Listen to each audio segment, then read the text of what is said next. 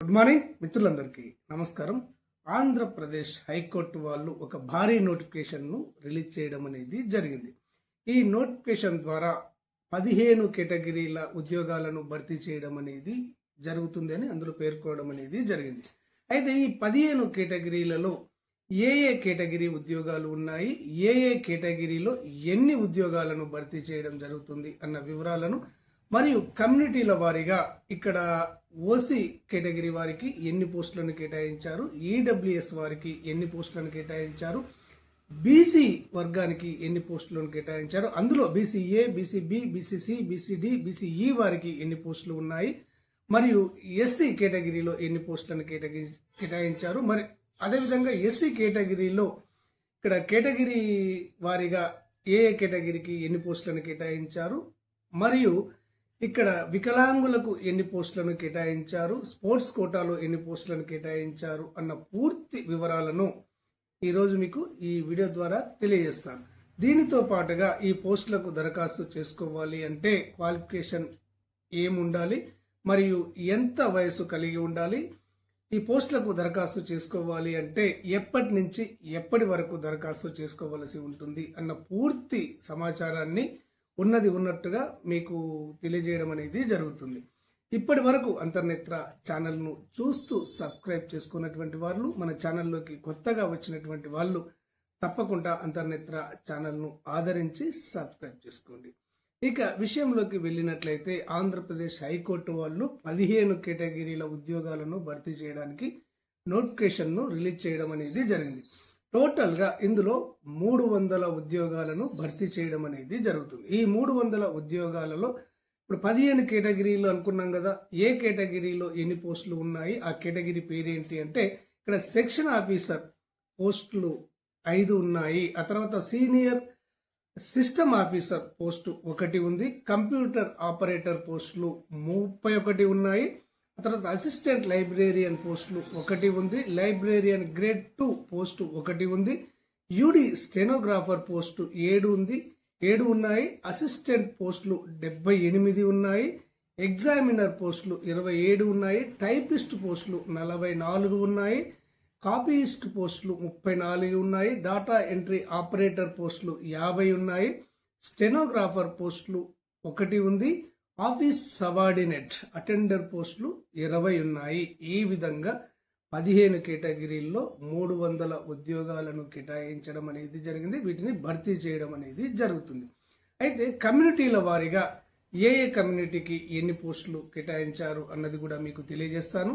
OC వారికి other కేటగిరీలో 121 పోస్టులను కేటాయించడం అనేది జరిగింది. ఈడబ్ల్యూఎస్ కేటగిరీలో 33 పోస్టులను కేటాయించడం అనేది జరిగింది.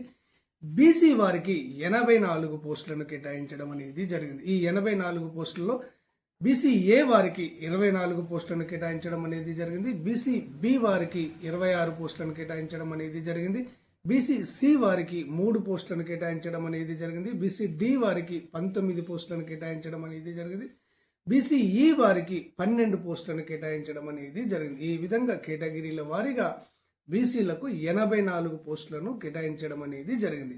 తర్వాత ఎస్సీ కేటగిరీలో 44 పోస్టులను కేటాయించడం అనేది జరిగింది. ఇందులో కేటగిరీల వారీగా ఎస్సీ కేటగిరీ 1 వారికి 4 పోస్టులను కేటాయించడం అనేది జరిగింది. ఎస్సీ కేటగిరీ 2 వారికి 20 పోస్టులు, 3 వారికి 20 పోస్టులను కేటాయించడం అనేది జరిగింది. ఇక ఎస్టీ కేటగిరీ వారికి 18 పోస్టులను కేటాయించడం అనేది జరిగింది. ఆ తర్వాత దివ్యాంగుల కేటగిరీలో 10 పోస్టులను కేటాయించడం అనేది జరిగింది. ఈ 10 పోస్టులో ఏ కేటగిరీ వారికి ఎన్ని కేటాయించారు అంటే ఇక్కడ బ్లైండ్ వారికి 3 పోస్టులను కేటాయించడం అనేది జరిగింది. హియరింగ్ ఇంపైర్డ్ వారికి 3 పోస్టులను కేటాయించడం అనేది జరిగింది. ఆర్థోపెడికల్లీ హ్యాండిక్యాప్డ్ వారికి 3 పోస్టులను కేటాయించడం అనేది జరిగింది. మల్టిపుల్ డిజబిలిటీ వారికి, ఆటిజం వారికి, మేధోవైకల్యం కలిగినటువంటి వారికి 1 పోస్టును కేటాయించడం అనేది జరిగింది. ఈ విధంగా 4 కేటగిరీల్లో దివ్యాంగులకు 10 పోస్టులను కేటాయించడం అనేది జరిగింది. ఆ తర్వాత ఎక్స్ సర్వీస్ మెన్లకు 9 పోస్టులను కేటాయించడం అనేది జరిగింది. స్పోర్ట్స్ కోటాలో 13 పోస్టులను కేటాయించడం అనేది జరిగింది. ఇక ఈ పోస్టులకు క్వాలిఫికేషన్ గా ఏం నిర్ణయించారు అంటే దాదాపుగా 14 కేటగిరీల పోస్టులకు డిగ్రీ ఉత్తీర్ణత చెంది ఉండాలని పేర్కొన్నారు. మరియు కంప్యూటర్ పరిజ్ఞానాన్ని కలిగి ఉండాలని పేర్కొనడం అనేది జరిగింది. కొన్ని పోస్టులో టైప్ రైటింగ్లో ఉత్తీర్ణతను కూడా అడగడం అనేది జరిగింది. ఇక అటెండర్ పోస్టులకు సంబంధించి 20 అటెండర్ పోస్టులు ఉన్నాయి అని చెప్పుకున్నాం కదా. 7వ తరగతి పాస్ అయి ఉన్న వారికి అవకాశం ఇవ్వడం అనేది జరిగింది.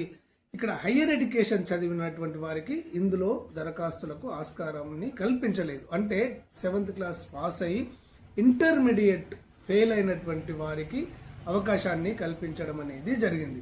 ఇంటర్మీడియట్ పాస్ అయినటువంటి వారు కానివ్వండి, డిగ్రీ ఉత్తీర్ణత చెందినటువంటి వారి కానివ్వండి, డిగ్రీ ఫెయిల్ అయినటువంటి వారి కానివ్వండి, ఈ విధంగా పీజీలు హయ్యర్ ఎడ్యుకేషన్ చదివినటువంటి వారికి ఇందులో అవకాశాన్ని కల్పించలేదు. అటెండర్ ఉద్యోగాలకు 7వ తరగతి పాస్ అయి ఇంటర్మీడియట్ ఫెయిల్ అయినటువంటి వారి వరకు అవకాశాన్ని కల్పించడం అనేది జరిగింది. ఈ పోస్టులకు దరఖాస్తు చేసుకోవడానికి వయసు ఎంత ఉండాలి అంటే 18 సంవత్సరాలు నిండి ఉండాలి మరియు 42 సంవత్సరాల లోపు వయసు కలిగి ఉండాలి అని ఇందులో పేర్కొనడం అనేది జరిగింది. అదేవిధంగా ఏజ్ రిలాక్సేషన్ అనేది ఉంటుంది కదా. ఎస్సీ ఎస్టీలకు 5 సంవత్సరాల ఏజ్ రిలాక్సేషన్ ఇవ్వడం అనేది జరిగింది. ఇక్కడ పీడబ్ల్యూడి పర్సన్స్ కి, ఇక్కడ వికలాంగులకు, దివ్యాంగులకు 10 సంవత్సరాల ఏజ్ రిలాక్సేషన్ ఇవ్వడం అనేది జరిగింది. ఈ పోస్టులకు మీరు ఎప్పటి నుంచి దరఖాస్తు చేసుకోవాలి అంటే ఈ నెల 30వ తారీఖు నుంచి అప్లికేషన్లను స్వీకరించడం అనేది జరుగుతుంది. ఎప్పటి వరకు స్వీకరిస్తారు అంటే ఏప్రిల్ 19వ తారీఖు సాయంత్రం 5 గంటల వరకు ఈ పోస్టులకు దరఖాస్తులను స్వీకరించడం అనేది జరుగుతుంది. హైకోర్టు నోటిఫికేషన్ కు సంబంధించినటువంటి వెబ్సైట్ లింక్ ను ఈ వీడియో డిస్క్రిప్షన్ లో ఇవ్వడం అనేది జరుగుతుంది.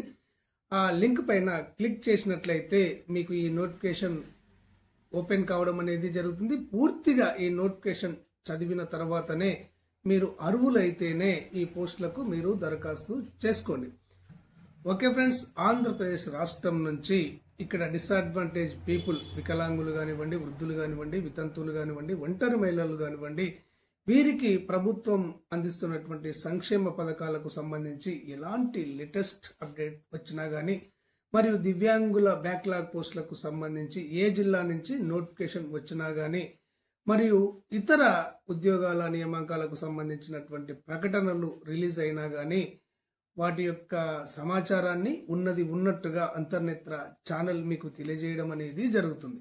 ఈ సమాచారం మీకు వెంటనే తెలియాలి అంటే, మీరు అవేర్నెస్ గా ఉండాలి అంటే తప్పకుండా అంతర్నేత్ర ఛానల్ ను సబ్స్క్రైబ్ చేసుకోండి. ధన్యవాదాలు.